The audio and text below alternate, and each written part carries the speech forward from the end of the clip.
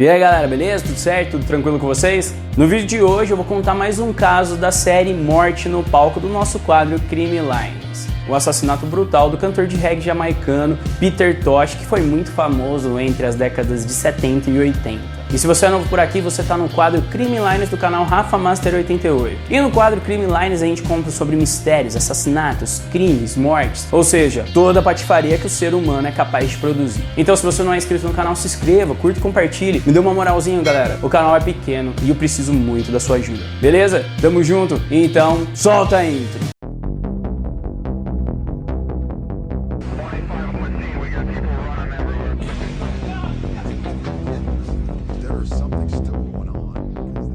Christina got shot. Christina got shot. There is something still going on.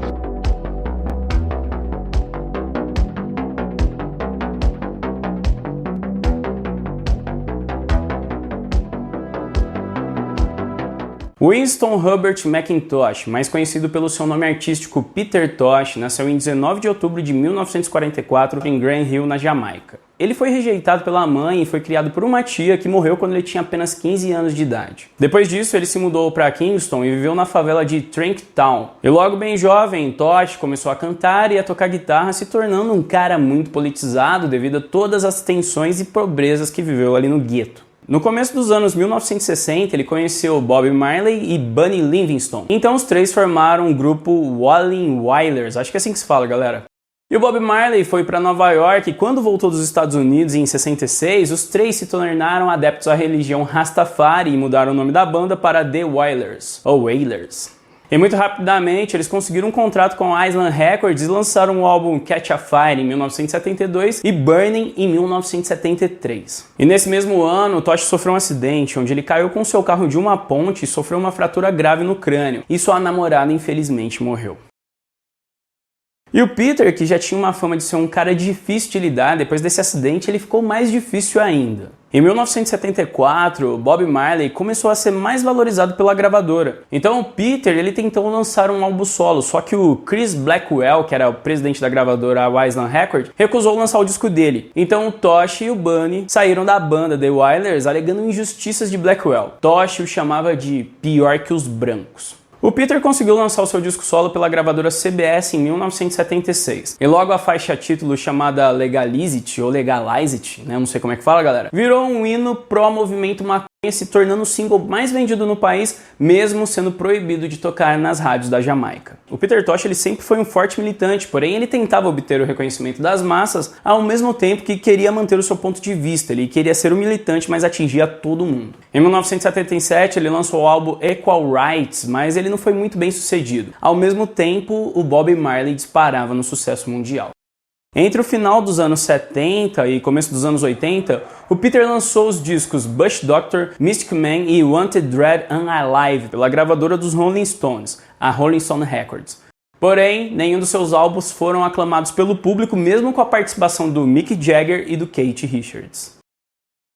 Peter Tosh entra em uma espécie de exílio depois do lançamento do seu último álbum Mama Africa em 1983, que é considerado um dos seus álbuns de maior sucesso. Peter nessa época era casado com Marlene Brown e já fazia um certo tempo que ele havia saído das favelas de Tranktown para poder morar em uma grande casa de 2 andares em um bairro de classe média ali em Kingston. Peter tinha 8 filhos com mulheres diferentes e sua situação financeira não estava nada boa devido aos custos dos vários processos em que ele havia se metido. E ainda por cima, ele tinha acabado de perder uma longa batalha judicial pela posse do seu filho mais jovem. E o Peter Tosh, ele estava perdendo a amizade de vários amigos, vários artistas, porque muitos deles não gostavam de Marlene Brown, a sua esposa. Depois de 4 anos parado, Peter lança pela gravadora EMI o álbum No Nuclear War e planejava fazer uma turnê para promovê-lo, já que sua situação financeira era bem ruim naquele período e ele precisava de ganhar uma grana ali. Seu último show na Jamaica havia sido em 1983 e suas músicas raramente tocavam nas rádios. Então as negociações com a gravadora, visando obter ali um adiantamento para poder sair naquela turnê, não estava dando muito certo. No dia 6 de setembro de 1987, um domingo, Peter Tosh e Marlene chegam em Kingston depois de uma viagem feito até Nova York para poder tentar acertar uma data para um show no Madison Square Garden, depois de vários problemas com a gravadora EMI. E nesse dia, Dennis Loban foi até a casa de Peter Tosh. Dennis, mais conhecido como Lepo, ele era um amigo antigo de Peter e também um conhecido marginal que sempre estava dando trabalho naquela região de Kingston. Lepo foi condenado a 15 anos de prisão na penitenciária da Jamaica por 2 tentativas de homicídio. E fazia 8 meses que ele estava em liberdade. E nessa época de pobreza, era comum que as pessoas como Lepo, inclusive o próprio Lepo, rondassem as casas das pessoas com mais grana pedindo dinheiro. E a maioria eram cantores e músicos de reggae que tinham condições melhores de vida que moravam ali naquele bairro do Peter Tosh. Lepo conta a Peter sobre um incidente que ele teve com Dennis, que era irmão de Marlene Brown, a esposa de Peter. Até que Marlene, ela fala que está cansada de todos aqueles marginais sempre estar rondando as casas do bairro, sempre pedindo dinheiro. E que esse povo deveria trabalhar e começar a se mexer com as próprias pernas. E ela diz também que tinha medo que ela e o Peter fossem mortos, como foi um amigo de Lepo morto pela polícia na semana anterior. E nessa hora, Joey Borzek, um amigo e sócio de Peter, chegou na casa. E logo depois, Michael Robinson, outro amigo de Peter. E ele chegou fumando ali um baseado. E quando o Lepo viu, ele implorou pelo baseado do Michael, que também o conhecia e era amigo dele há muitos anos. E o Michael foi embora e deu uma carona ali pro Lepo.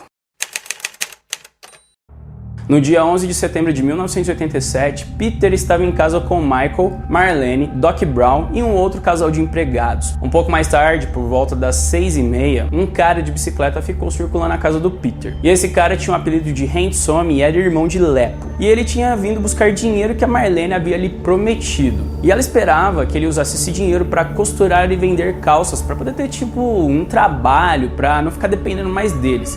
Porém, ela e o Peter não tinham ido no banco naquele dia. E quando o Tosh viu que era o cara ali do lado de fora, era o rapaz querendo dinheiro, ele pediu pro seu amigo Michael avisar que eles não tinham pego o dinheiro no banco e para ele voltar em um outro dia. Então esse Handsome, ele foi embora. E logo às 9 horas, Carlton Davis, que era o baterista do Peter Tosh, chegou até a sua casa para avisar que ele iria viajar por uns dias, ele ia ficar fora. Então Peter convidou ele para entrar, para tomar uma bebida feita de raízes pelo Doc Brown.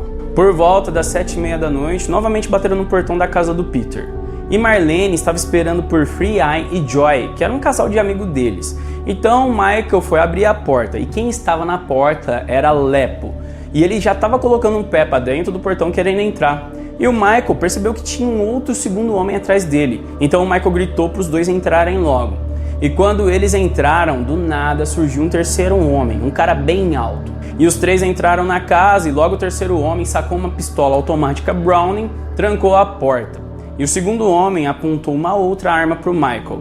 E o cara altão falou: "Não faça porra de barulho nenhum." Aí o Lepo disse: "Peter tá lá em cima, cara." E os supostos criminosos subiram pro segundo andar da casa com uma arma na cabeça do Michael. Chegando no andar de cima, Lepo sacou sua arma engatilhada até que ele invadiu a sala. E aí ele encontrou Peter, Marlene, Doc Brown e Carlton sentados no sofá assistindo TV. E o Lepo logo gritou: "Todo mundo de barriga pra baixo, no chão. Todo mundo de barriga no chão. Todo mundo deitado. Isso é um assalto." E ninguém pôde acreditar naquilo, e todos deitaram no chão. E Lepo perguntou ao Peter: "Onde está o dinheiro que você guarda na casa?"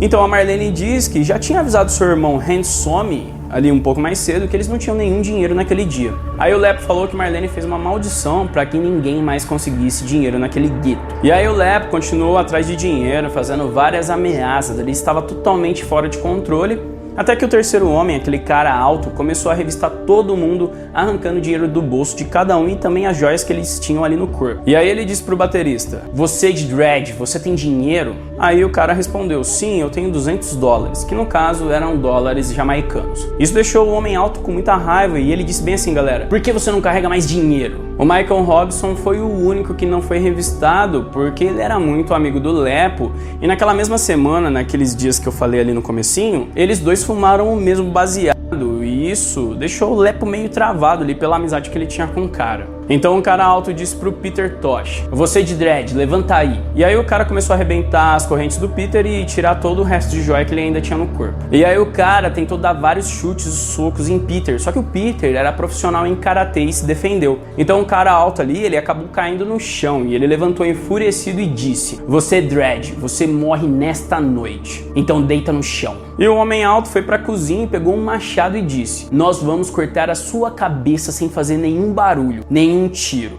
e começou a perguntar onde estava o maldito dinheiro. Aí a Marlene pulou na frente do Peter e começou a gritar. Então esse cara alto começou a espancar a Marlene até ela cair no chão. De repente, bateram no portão da casa novamente. Os criminosos ficaram paranoicos. Eles estavam doidos com um tanto de gente que estava chegando na casa. Eles estavam começando a ficar preocupados. E o cara alto atendeu a porta e ele viu que era Joy Dixon e seu marido Free Eye, o casal que Marlene esperava. E antes deles chegarem, eles já estavam escutando os gritos estranhos. E também eles notaram que quando eles chegaram ali na porta, os cachorros do Peter não foi até o portão. E logo eles perceberam que tinha algo de errado. E Joy pensou em voltar e depois ligar pro Peter mais tarde. Só que o Free Eye disse que precisava de ver o que estava acontecendo. E o homem altão ali, o cara alto, ele deixou o casal entrar. E quando os dois entraram, ele trancou a porta, ele sacou a arma que ele tinha guardado ali para atender os dois. E ele arrebentou a corrente do Free Eye e tirou $400 jamaicanos do bolso do casal. E quando o Free Eye e a Joy subiram ali na casa pro segundo pavimento, eles viram todos no chão e logo também foram rendidos. Os 3 bandidos estavam muito loucos porque haviam 7 testemunhas e todas elas conheciam um deles que era o Lepo. E o Lepo revistou o quarto e não encontrou nada e perguntou: cadê a grana que vocês trouxeram da América? Cadê os dólares? E o Peter disse que não tinha nenhum dinheiro, mas que eles poderiam voltar na terça, que ele iria no banco para poder arrumar mais grana. E o Lepo continuou: onde está o cofre de dinheiro? E aí a Marlene disse que não tinha nada, que não conseguiu pegar no banco. E nesse momento ela começou a achar que poderia convencer os caras contornando a situação. E parecia que tudo ia acabar. Só que a adrenalina era muito alta, os caras estavam muito loucos. Davis, o baterista, ele estava deitado e estava orando muito, e ele sentiu que seria salvo. Aí nessa hora, o cara mais alto, aquele terceiro homem, ele virou pro Lepo e disse: por que você está discutindo tanto com eles, mesmo? Por que você não vem aqui e faz logo aquilo que você veio fazer? Pra gente vazar logo. O Lepo olhou pra ele, aí ele virou e deu o primeiro disparo, onde a bala atravessou os cabelos de Marlene e entrou pela boca de Joy, deslocando seus dentes e varando sua bochecha. Marlene, sem ser ferida, caiu no chão e ela e a Joy fingiram estar mortas. Lepo viu o sangue saindo da cabeça da Marlene e achou que ela realmente estava morta. Então ele foi até o Peter Tosh e disparou 2 tiros a queima-roupa direto na sua testa. O Peter caiu no chão na hora. Aí os 3 bandidos fora de controle começaram a atirar, atingindo todo mundo. Carlton Davis, que era o baterista que estava orando, ele levou um tiro no ombro e caiu no chão. O Michael levou um tiro na coxa e se jogou por trás de uma mesa fingindo estar morto. E o Lepo deu um outro tiro a queima-roupa na cabeça de Doc Brown, que morreu na hora. E depois ele disparou mais 2 tiros atrás da orelha do Free Eye, ali na região da nuca. Os 3 criminosos pararam de atirar, só que de repente começou mais uma leva de tiros. O Lepo disparou mais um tiro no rumo do Michael, que estava atrás daquela mesa, onde a bala passou de raspão em sua cabeça. E o Michael pensou que estava tudo acabado até que ele recebeu mais um tiro em suas costas, qual foi brevemente protegida pela jaqueta de couro que ele estava usando. Joy recebeu um outro tiro em sua perna. Depois de mais 7 tiros em torno ali da sala, os bandidos fugiram em um furgão onde havia um motorista esperando eles ali para fuga. No total foram disparados 24 tiros. Marlene correu para poder pedir ajuda, mas nenhum dos vizinhos quis se envolver, eles estavam com medo. E finalmente um advogado que morava do outro lado da rua foi ajudá-los. E chegando na casa ele viu toda aquela carnificina, então ele voltou e pegou seu carro.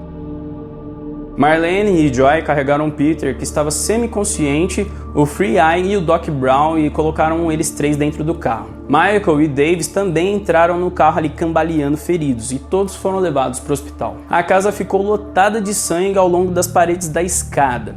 E a polícia, a Força Aérea, o Exército e a Divisão de Operações Especiais chegaram na residência de Tosh poucos minutos depois. Joey Borzek, o sócio de Peter, chegou rapidamente no hospital e encontrou Peter Tosh morto e Free Eye em coma.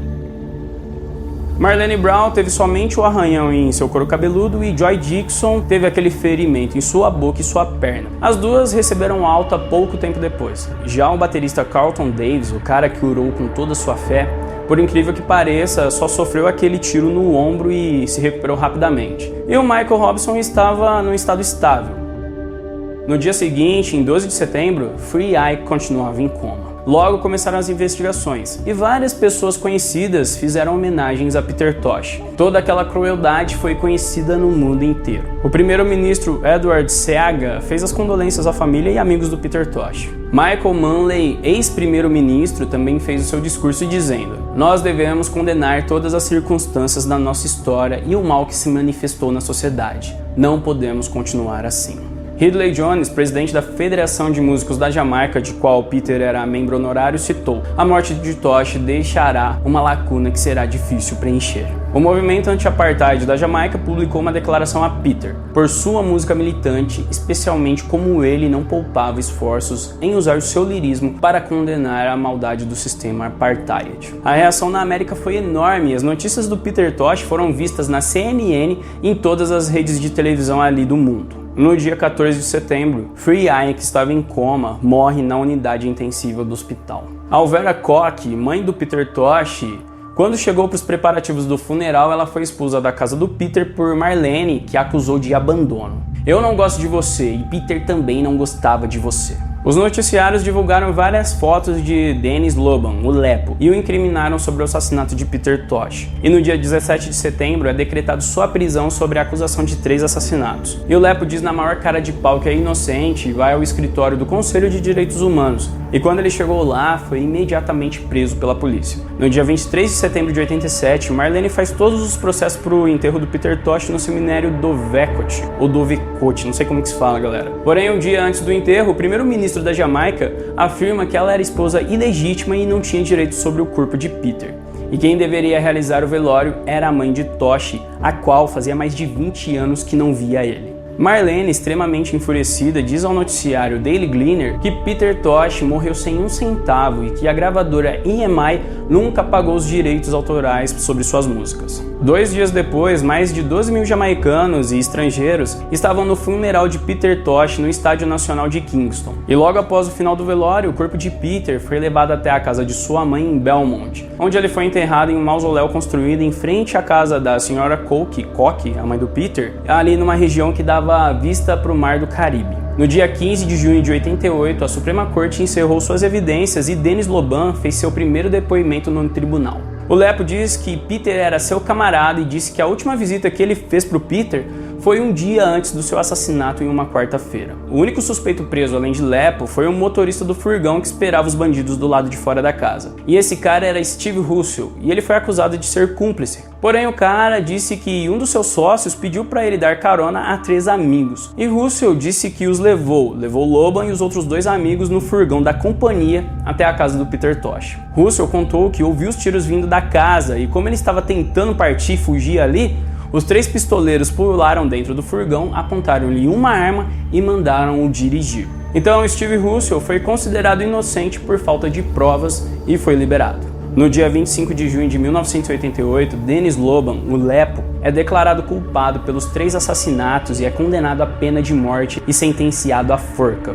Ele foi levado para a prisão de Spanish Town e Lepo ficou falando ali naquele momento: "Eu sou inocente."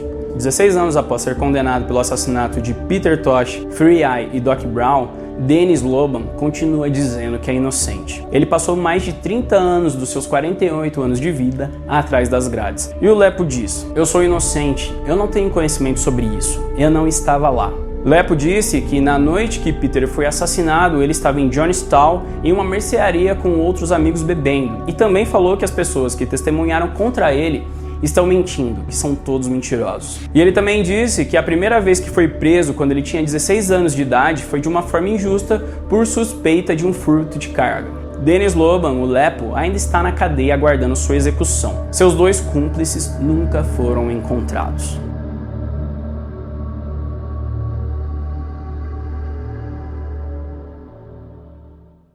Então é isso, galera. Esse foi mais um crime da série Morte no Palco do nosso quadro Crime Lines. Um assassinato brutal de Peter Tosh, uma grande estrela do reggae da Jamaica.